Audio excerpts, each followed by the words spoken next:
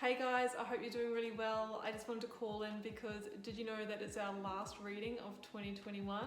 So I just want to wish you a very Merry Christmas if you do celebrate that tradition, or Happy Holidays. Regardless, it's a beautiful time of the year to spend time with your loved ones and just be grateful for, for everything that you have in your life. And I just want to let you know that I'm grateful for you guys supporting me on my journey and my purpose work, because without you I couldn't be doing this and I couldn't be living my truth. So thank you to everybody who has subscribed, liked, shared, commented, and I've gotten to know so many of you on a personal level, and I just appreciate each and every one of you guys. A couple of things, little gifts for you should you want them. I have my initiation Learn Tarot journey at a special price of $149 at the moment.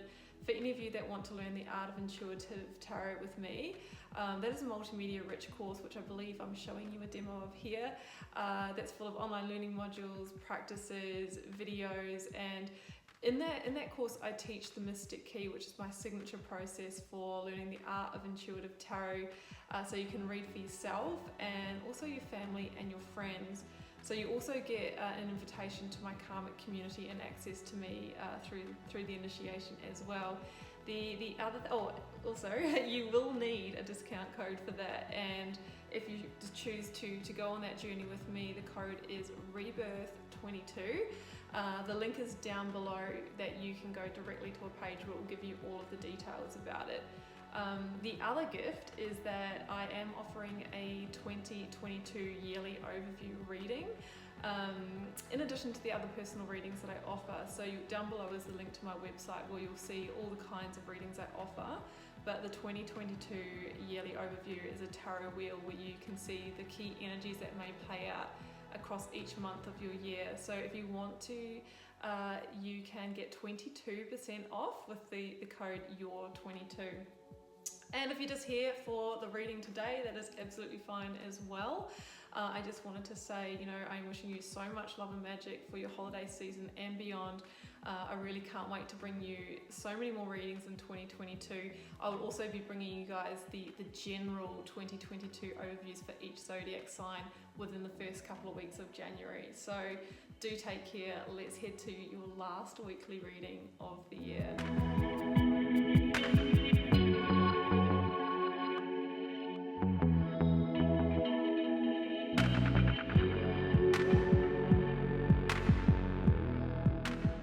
Virgo, welcome to your tarot reading for December 27th through to January the 2nd.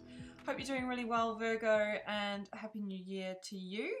What we have got here is a 9-card block. I've got 3 cards recent past, 3 current or focus energy, and 3 near future outcomes. So we will jump into those very soon, but I'll start over here with the oracles and the lead tarot energy. The first card out was Warrior Woman. Have you answered your deepest calling? Warrior man, warrior woman.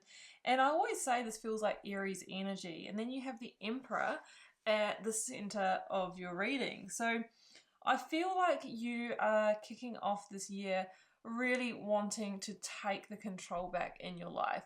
I think you're setting some big goals, some New Year's resolutions around, really building your empire. Now that could be leveling up in your job. That could be squirreling away and saving some money so that you can buy that house, get that investment.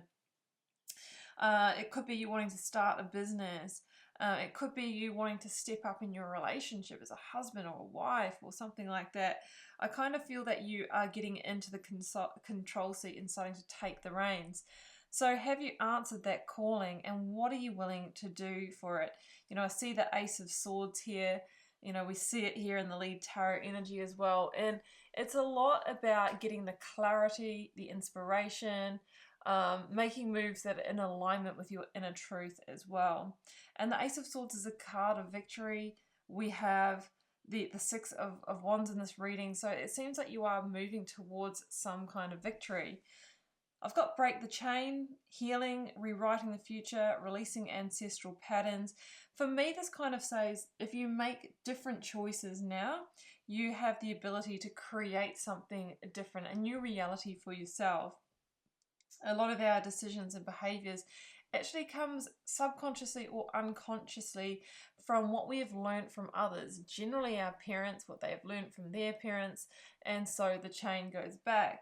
So by consciously, choosing differently and shining some light on some of those behaviors, be it with how we use our money, how we love, how we show up in the workplace, how we present ourselves, then we will actually rewrite the future because we will get a different outcome.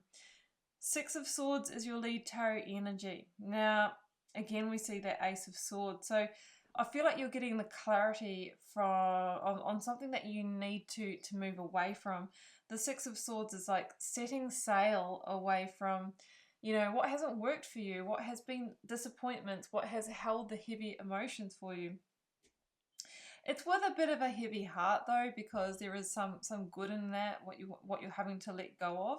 But generally we move on because we are desiring peace, smoother sailing, and a greater sense of harmony in our lives. So some of you might be relocating, some of you might be leaving behind a job or a relationship, family, while you step into the next chapter of your life. So up here in the recent past, I've got the Ace of Wands, the Seven of Swords, and the Star. Now, that Seven of Swords energy is a sneaky one. What I heard when I put down this card is, where in your life are you feeling deceived, okay?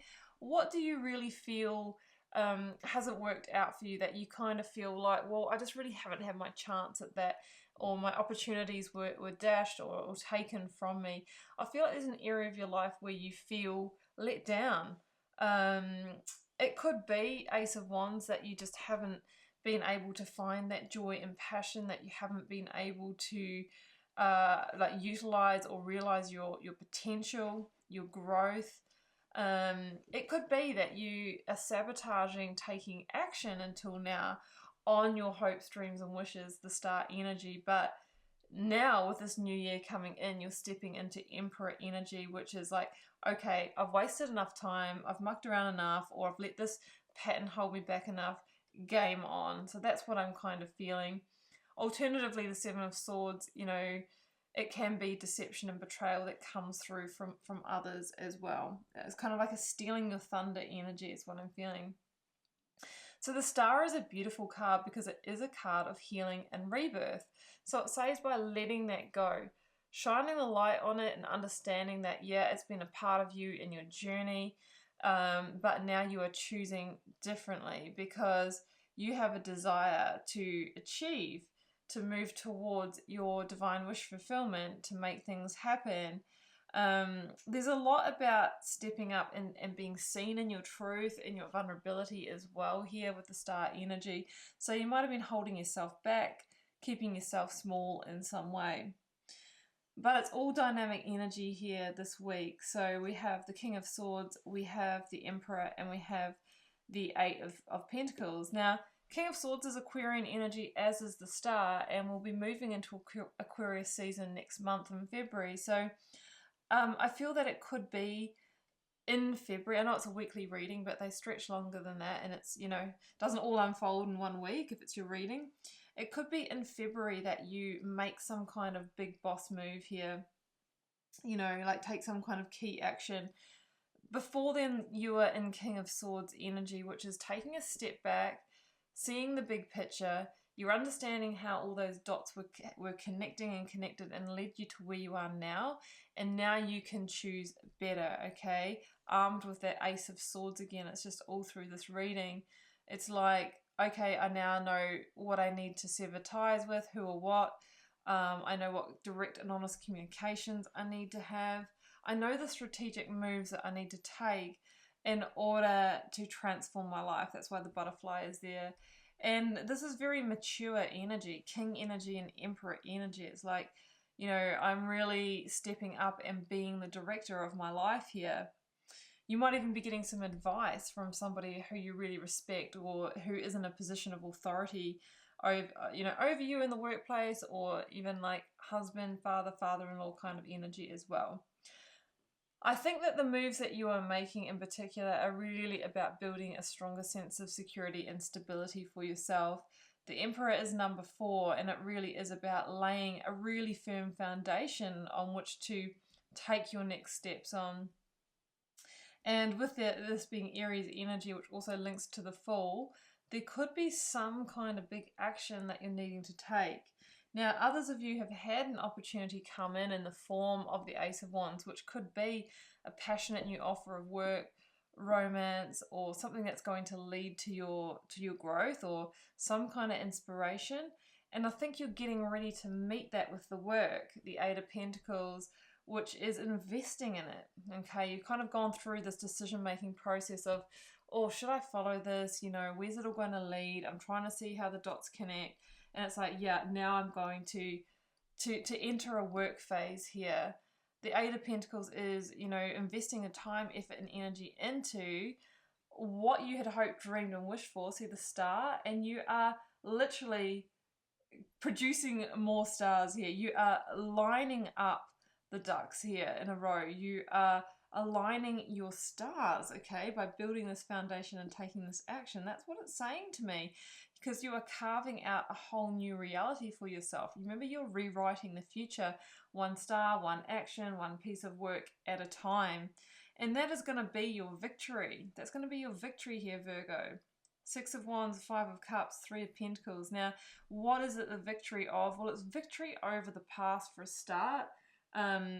You know, I feel that up until now you've had this series of disappointments, deceptions, sabotages, attracting in inauthentic energy, wrong people, wrong time, wrong place kind of thing.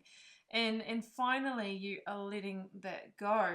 And yeah, it is with a bit of a heavy heart, because, you know, there was some comfort in that as well. But you are now opening yourself to the new opportunities here. You can see the Two Cups behind this person. So that's what you're getting victory over. And I feel for everything that you haven't been able to manifest or create up until now. The Three of Pentacles says that things are taking form. They're starting to happen in the 3D reality. No more just hopes, dreams, and wishes that then get dashed or sabotaged. Like you just get a start on something and then something happens and it all comes down.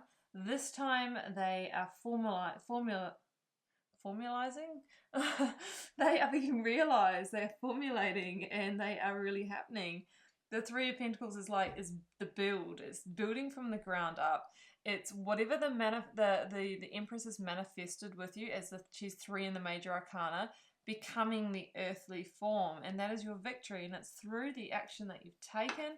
It's through taking control, stepping up, standing up, and really leading the charge here.